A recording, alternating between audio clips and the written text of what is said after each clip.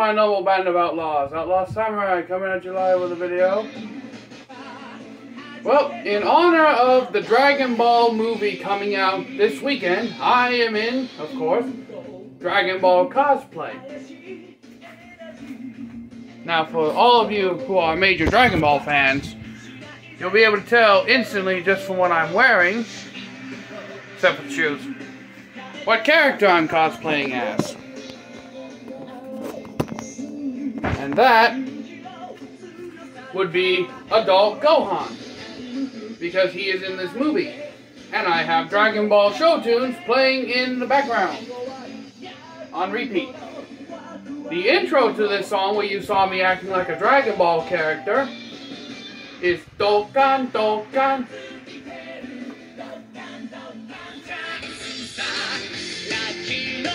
It's the original Japanese intro song for Dragon Ball Z. And I have it turned down low simply because I want to continue to enjoy it while still doing this video. Now, what is this video? Well, instead of just a shout out to the new Dragon Ball movie showing in theaters, I have an unboxing for all y'all. Alright. Now, any of you who've seen my last couple of videos will know that I have a love for the TMNT.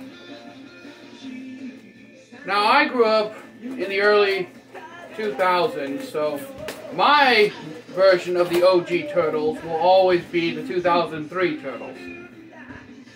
But whether it's 2003 Turtles or 2012 Turtles or the 2020 Rise of the TMNT, I will do a video explaining my feelings on each of the Turtles series, or the true OG 1998 not 1998, 1980 Turtles.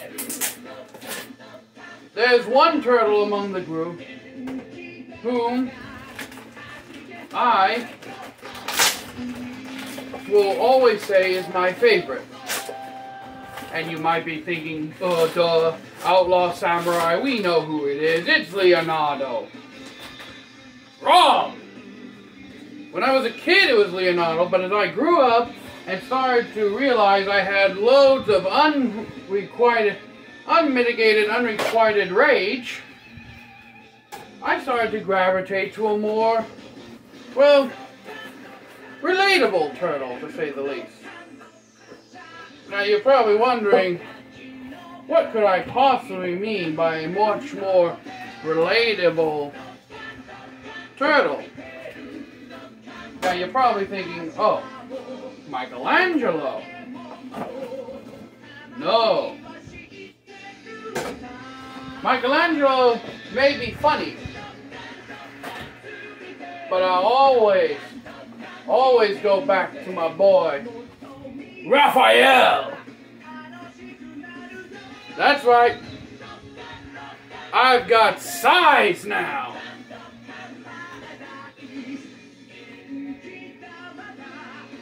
Made in China, of course. And with a gimpy, fake-ass leather that, with a little bit of gold on it, that I might actually just replace with a paracord and duct tape overwrap. But yes, my favorite character is actually, well, my favorite turtle is Raphael. But if I'm being honest, my favorite character overall is probably a tie between Master Splinter and Utrom Shredder. Though my favorite incarnation of Shredder is 2012, which pretty much anyone who's watched the TMNT can agree with me. Yep. I got my boy Raphael's size. Ha!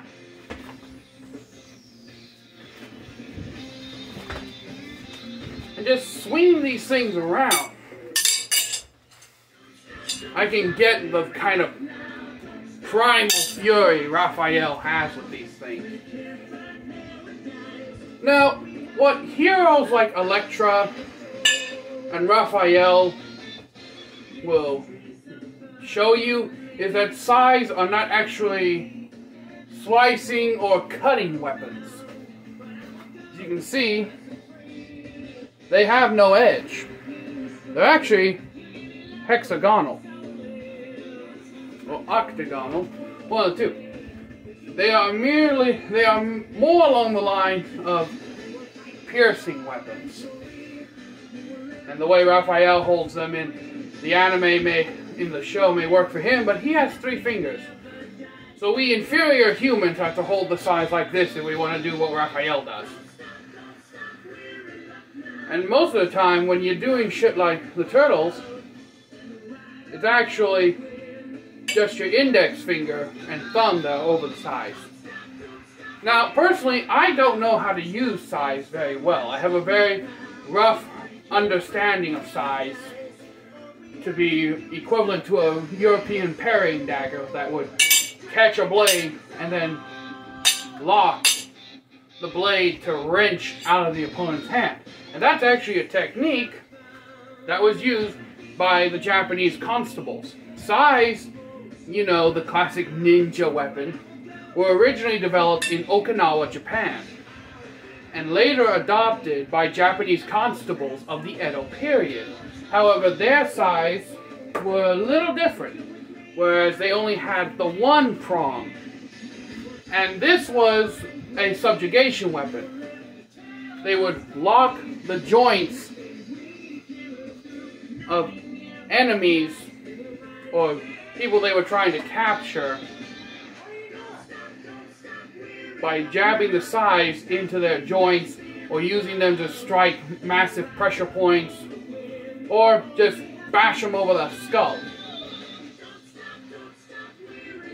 But if they were dealing with a swordsman, personally I view the 2-pronged side to be a little more advantageous because you can catch, basically if you do it right, you can catch 2 swords at once with this thing and wrench them out of the hand, whereas with the 1-pronged side.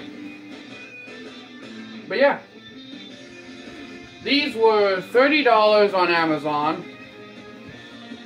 I don't have any of the actual stats with me on hand,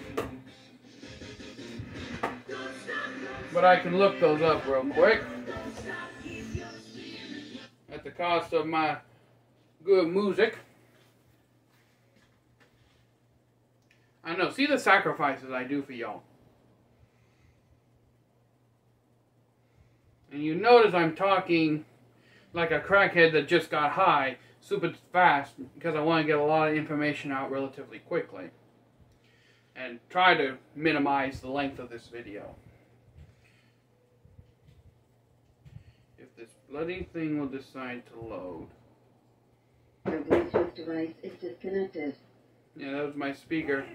Just a second. Alright. Now what was it? Oh yes, the size.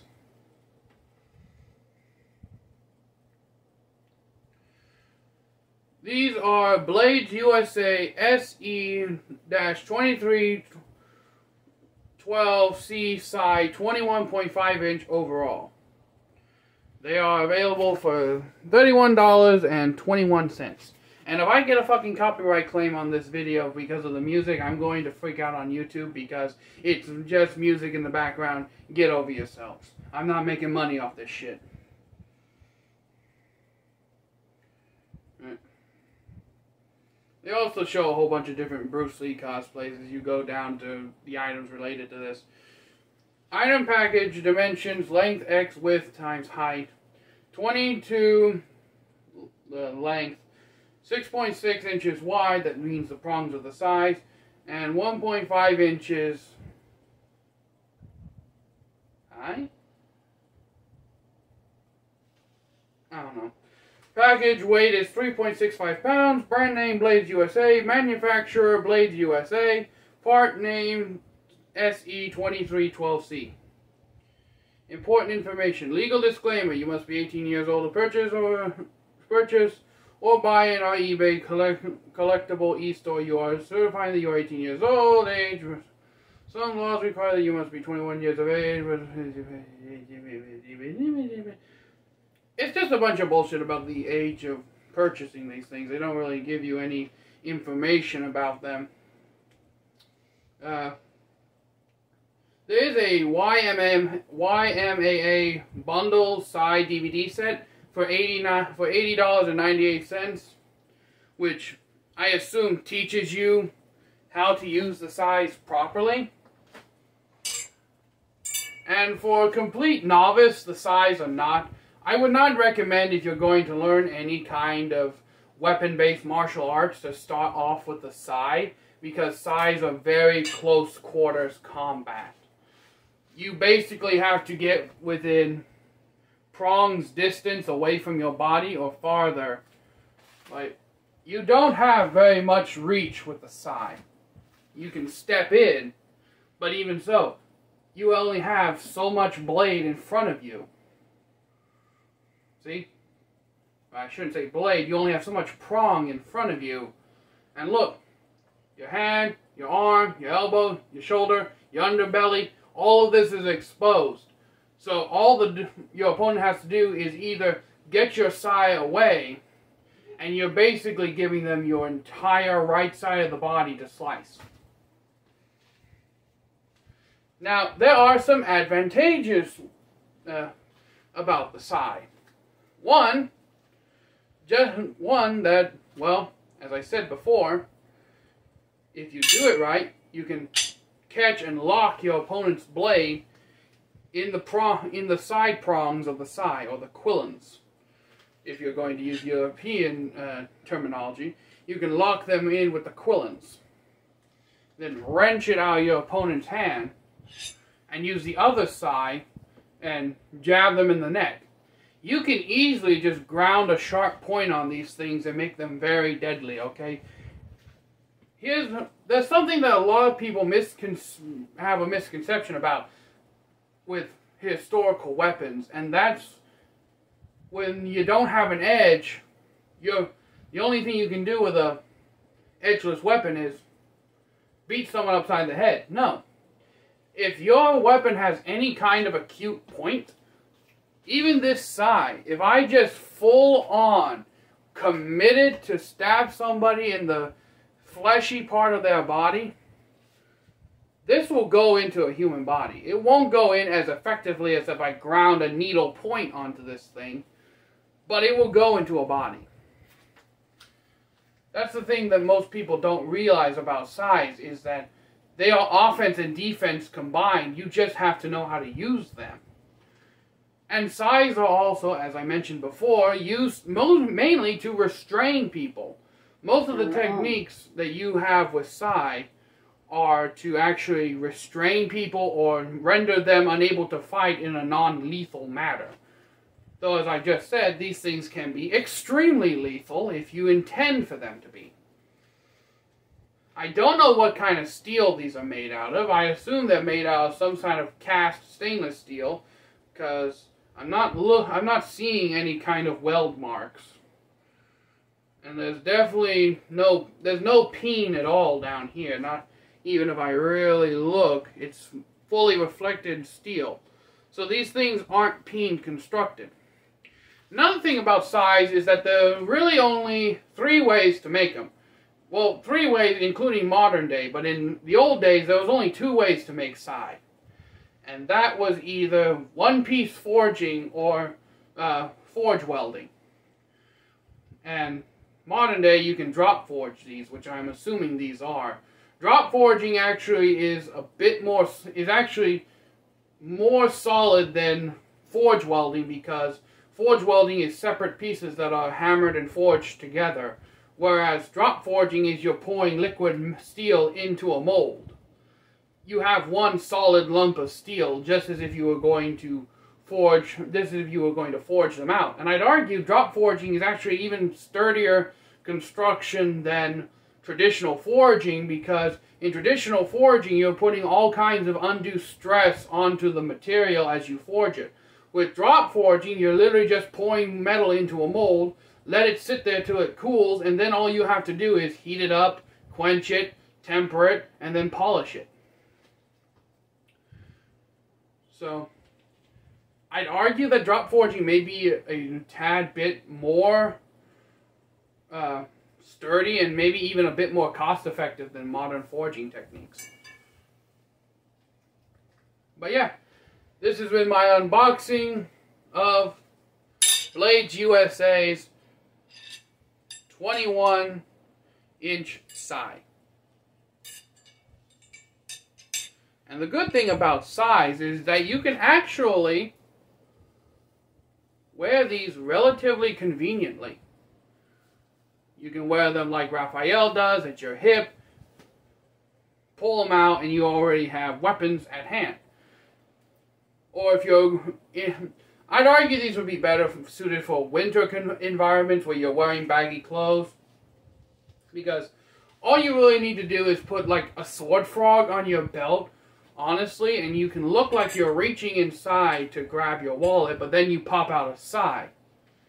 And if you're getting mugged by someone with a knife, and you pop this out, you have a lot more advantages than he does. First of all, if he goes to try and stab you, you can wrench his arm with the prong of the sai. Now, granted, this will take training. You're not just going to be able to do this. Don't buy these and expect, oh, I got the perfect cold weather self-defense weapon if someone tries to mug me with a knife, because I can just wrench them. I can just wrench their hand out of the way, and then if I have the other one, beat the living hell out of them. No. Sais, like any traditional weapon, take training. Guns require basically little to no training at all to use. It's just muscle memory and practice to draw, point, and shoot. With sais, you have to remember, okay, I have to get within his striking range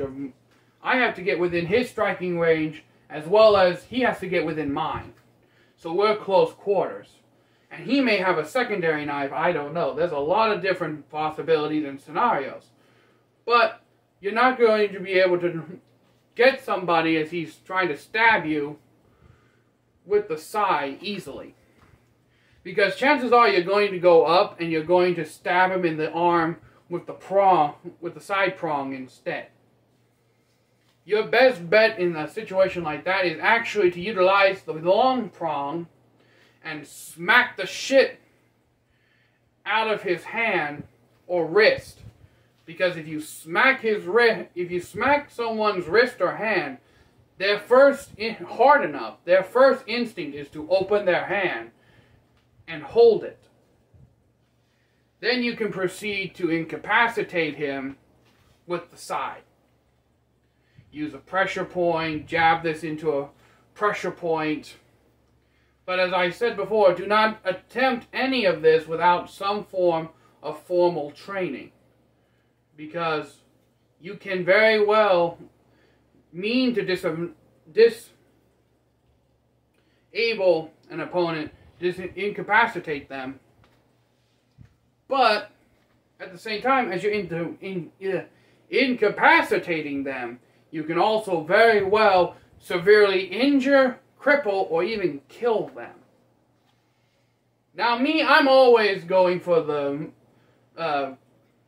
me personally, I always aim for the kill shot right off the bat, just because I don't want to have any chance of just because I don't want any chance of someone getting up. I'm extremely violent. I don't make any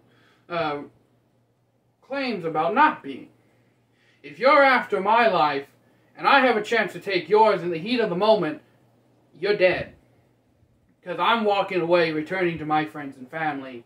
You're the one who made the stupid-ass decision to try to mug and or injure me. And the sad part is, I beat you with a pretty much pitchfork with an asymmetry size inferiority complex. I beat you with a freaking barbecue fork with an asymmetrical inferiority complex, and you had a freaking knife. Even with a gun.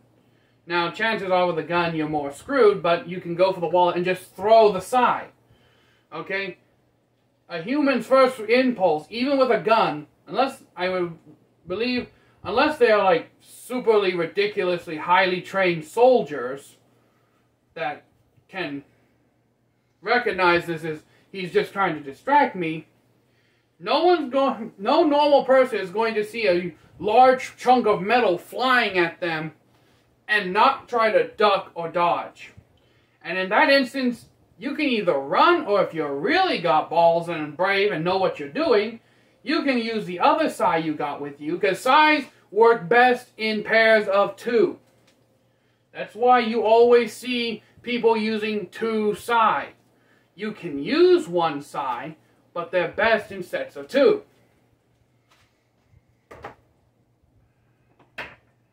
So you throw the first sai, then you can pull out your second sai, and you can put them into, you can actually put them into a chokehold with the long prong of this, or if you have the chance, there's a pressure point on the back of your neck that you can jab the shorter prong or the longer prong in. It's going to make them go through pain, but they're not going to be able to move as well.